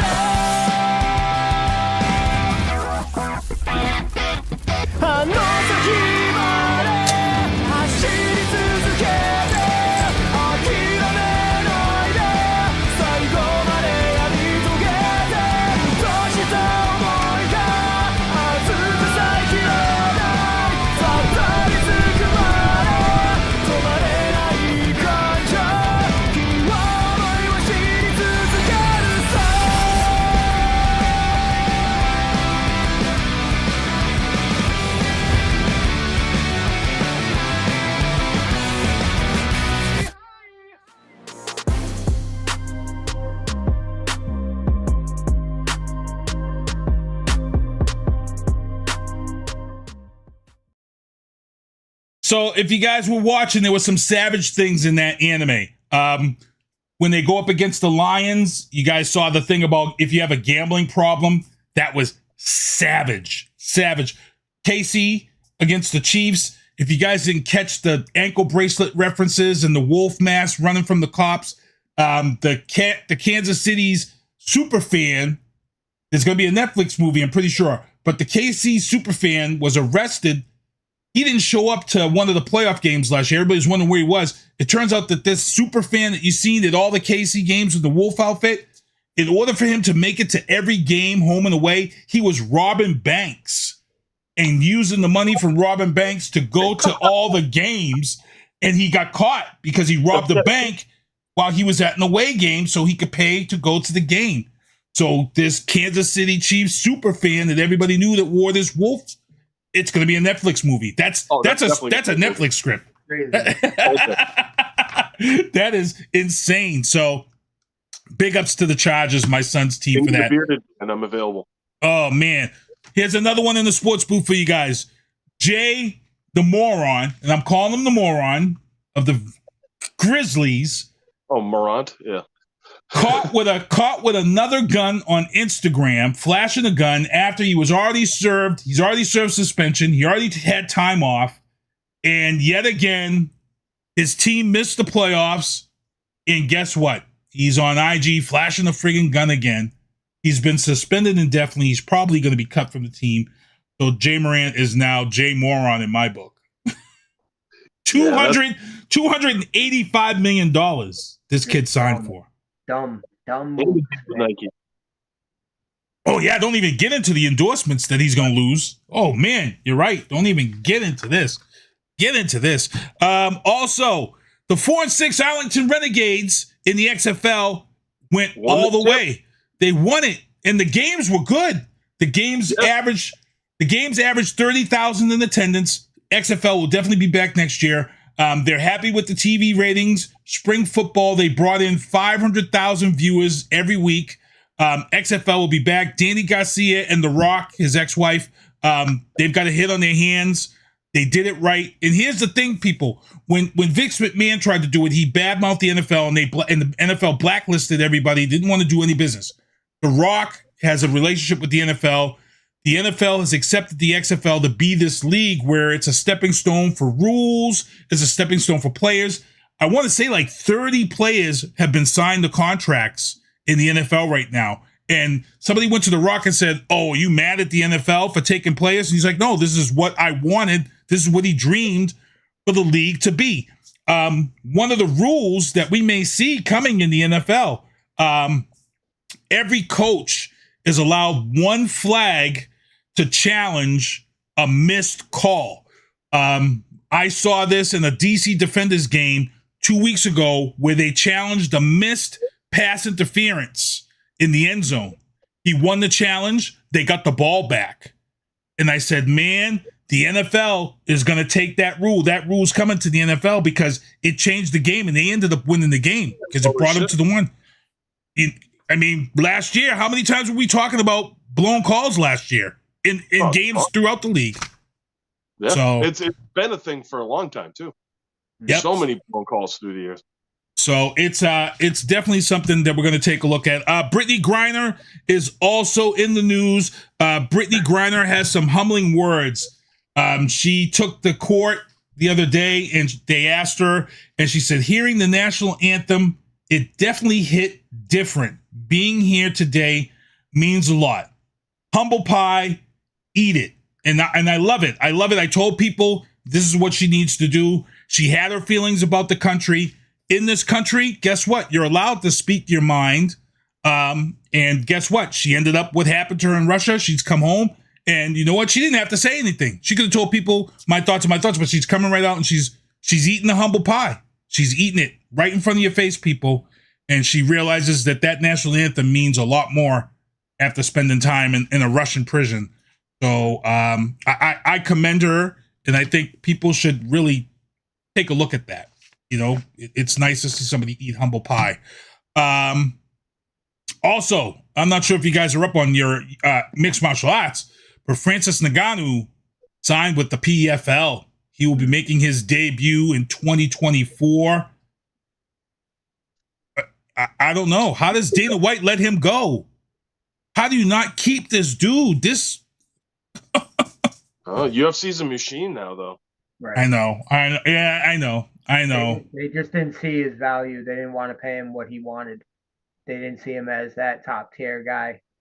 And I mean, yeah, I can see that, like marketability and all that. But yeah, you don't let that guy go. I thought he was going to end up in Bellator. I'm surprised he ended up in PFL. That's really going to boost PFL into the stratosphere as far as an MMA promotion. I know guys like John Doomsday Howard has fought in PFL. Nick, who's been on the show, has fought in the PF. Nick Newell. But you know, Ngannou he's a legit. This is real deal, legit, still in his prime. This is the type of stuff that could really even the playing field between them and Bellator and UFC. So it's going to get real interesting to see with that. In the Biden bombshells, the Patriot Front marched on the Capitol. A lot of people were talking about this. They have a right to assemble. That's fine and dandy. The question here is that, as I said in this story that's right here, who is the GOP and the RNC going to back? The question here is you know, it's either going to be DeSantis or Trump. If Trump doesn't get that nomination or that nod, I feel he's going to burn the whole thing down. He's not going to like the fact that the RNC did not choose him. Right now, DeSantis really hasn't made his announcement yet, but he's doing things. He's put some bills into place that if he was to run for president, that he could still be governor down in Florida. He's put some other things in place that if he was to run for president, that they would stay in place. So he's doing everything that says he's running for president, but he hasn't made the official announcement. And as I've said before, the people that they want to go back and forth about Republicans and Democrats, the Republicans got a bigger problem. If Trump feels slighted and doesn't feel like the RNC is going to accept him, he's going to take those 70 million voters and he's going to create his own party. And I wouldn't be surprised if it's called the Patriot Party. I wouldn't be surprised. And you'll have the Patriot Party, you'll have the Republicans, and you'll have the Democrats. And if that's split, it's going to be historic and a historic failure for the GOP. That's my opinion. I don't know if you guys want to comment on that one. I mean, with that, then you're looking at 2/3 of the political parties being right wing. I mean, that's not, from where I sit, that's not a good thing. No. I have, trans family and people who I care about their actual rights that these people don't seem to give two craps about, and have some weird disconnect because they think they don't have somebody in their life who's like that they shouldn't, care about these things or let people live the way they want to live and things like that. So, I mean, I got a big issue with that personally. I know overall politically, I fall right in the middle because when it comes to business and things like that, I do think more like, Republican wise. And then when it comes to, civil rights and people's rights and stuff like that, I'm definitely more Democratic in that aspect. But somebody like me, it's a lose-lose situation. But in the end, I'm going to choose the people I care about over my wallet every time. Right. These people, they don't care about. I mean, let's be honest. None of these politicians care. Nope, I've said that. You cannot convince me when you're being given billions of, not billions, but like millions of dollars from company A, Y, and Z, so that you can have that money to run for office. You're telling me I'm supposed to believe you when there's nothing attached to that? There's not going to be any back scratching or belly rubbing going on in the back end after the fact. Like, all right, you paid for favors. You got a bribe for everybody to see.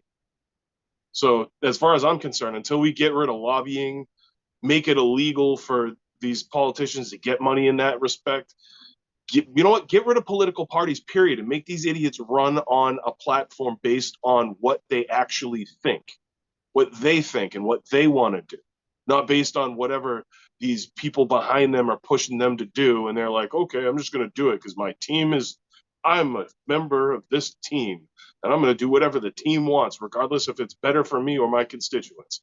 And it's disgusting. If you're a Democrat or Republican, I look down on you. I'm sorry, but you're not on the up and up. You're not a morally sound human being in my eyes. Brad, I'm going to let you, and then I'm going to give my comment. All the political parties are pretty much the same. They just hurt the American people in different ways. And I don't subscribe to politics that much. I'm not super involved because it's nothing but bad in my eyes. It's bad news all around. Right. Whatever bills they're passing, anything that they're going to do is going to affect us in a negative way because, like Shaw said, they don't care. They don't care about us. They care about our vote and how much money they can make off of us through taxes and lobbying and all these other aspects of the way they make their money. So it's all like Trump starting his own party. I'm surprised he hasn't done that yet. Right. I'm really shocked that he hasn't just gone off on his own. And you're right, he will. It's inevitable. He will do it. Because he just doesn't care. Trump doesn't give a fuck about what people think about him. He's just going to do what he wants to do. And it's been documented, and we know that he's going to do it. And I mean, bad news all around. And one of the things I've talked about, and this is going back to AI, it's going right back to AI. I'm a middle of the guy road like you are, and you've seen it. I go back and forth with people on my Facebook. I've had Sean come right in my inbox, and Sean just say, just block those people. Why do you even talk to these idiots? I've had conversations with you. And I'm like, because I want to see the people who I know how they think. And that's why I don't delete them. I want to see this. And I've had people, they come to me and they all of a sudden they think I make a comment, they think I'm a Republican. Or I'll make a comment and they think I'm this hardcore Democrat. And I'm not. I'm a guy with common sense. And I tell people all the time, the problem isn't Republicans and Democrats. The problem is the super elitists who see no color but green. It's the people with money and power who control how this world works. And here's a great example of how AI is about to eliminate this problem.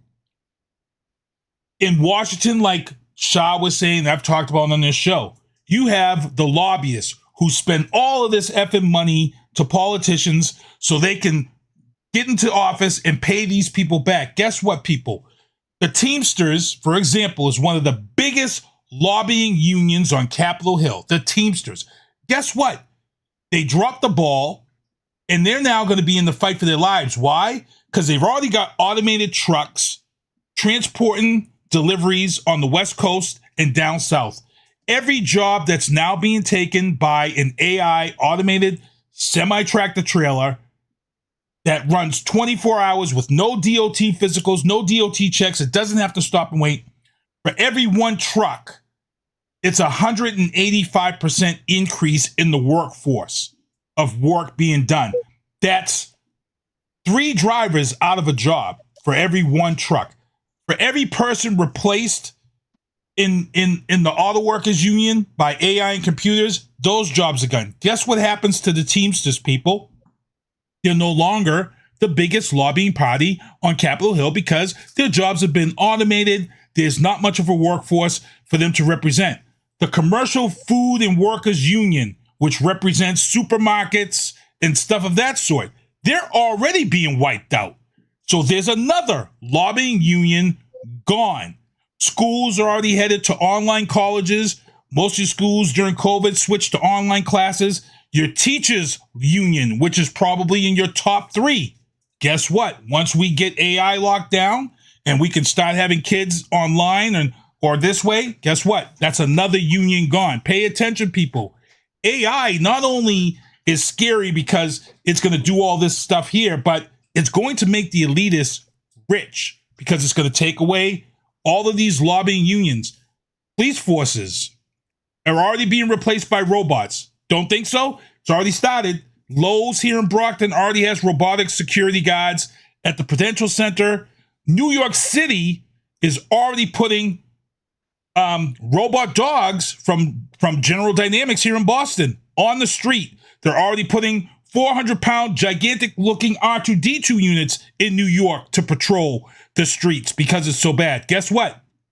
That's a robot that can run an entire shift, not get tired, not have to worry about being shot, not worried about getting PTSD. That's another union gone. Police unions gone.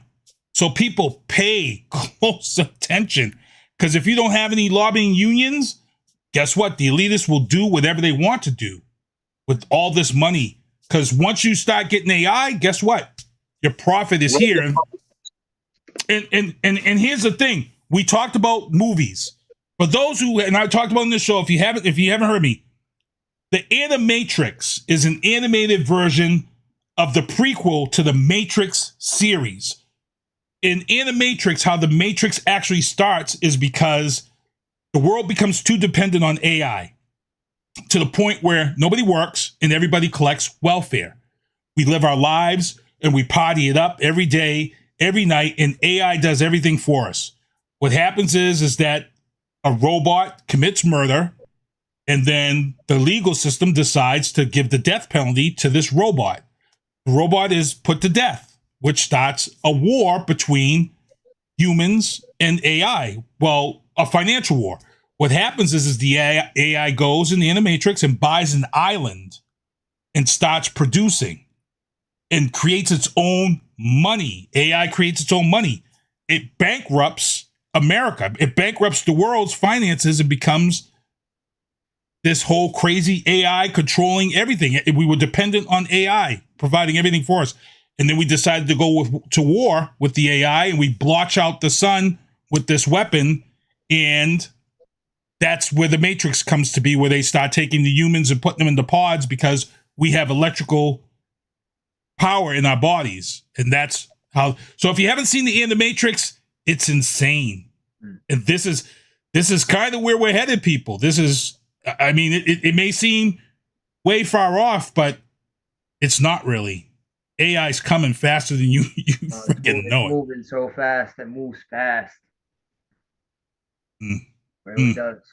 So my guys on here, Brad Bailey. Let's get into this. We're gonna get out of here. Let me get my outro banners up here. Thank these guys for coming on, but I got to thank everybody for tuning in the show. These are the people with my beanies that order my beanies. The shows that I produce: Oscar Mike Radio, Drafting the Circuits, Talk Back with Gloria Shea, Maddie C Sports for You and Me, Happy Hour with Lito. I believe he has a show coming up at 9 o'clock tonight. Drafting the Circuits is tomorrow night. Oscar Mike Radio is Thursday night. Also, the 3K Heal-a-thon is coming up on June 3rd. I actually have Laverne Govern. She's coming on this show in 2 weeks to talk about this event. There it is right there. Hip Hop Happy Hour, June 15th. Viana Marie, it's personal. She's going to be on the show 8 p.m. with Brad Bailey. So showing that off right there. Also, June 17th is the Juneteenth event here in Brockton at the fairgrounds. Viana Marie will be performing. And the summer solstice on June 21st. And here you go, people. July 29th, 2023. Slingshot Beantown Express 2. This is the ride that I put together for all of us who own the Slingshots. We did it last year. We had close to 40 bikes. This year, we're probably going to double or triple that, but it's July 29th, 2023. And then we've got the Boom Squad Radio, DJ Boom Open Mic Night down at the VFW 46 Bedford Street in Fall River. And Kimberly Ann Empowerment Photography. Check her out. She's booking appointments for women to get their photos. And then again, I got to thank my guys, Brad Bailey, Sha, coming on the show. I'm going to let them start off and talk about where you can follow these guys social media wise. Sha, I'm going to let you go first. All right. You can find me, Sean Wick, on Facebook. That's my personal page. And then my artist page, Sha-Elemental. Don't forget the hyphen. Very important. Brad will back me up on that. Yes. And that's where you can find me socially. On Instagram, it's Sean Wick 978. I should say at Sean Wick 978. My Twitter got hacked, and I no longer have a Twitter, apparently, because somebody wanted a useless Twitter account. Whatever. You can have it.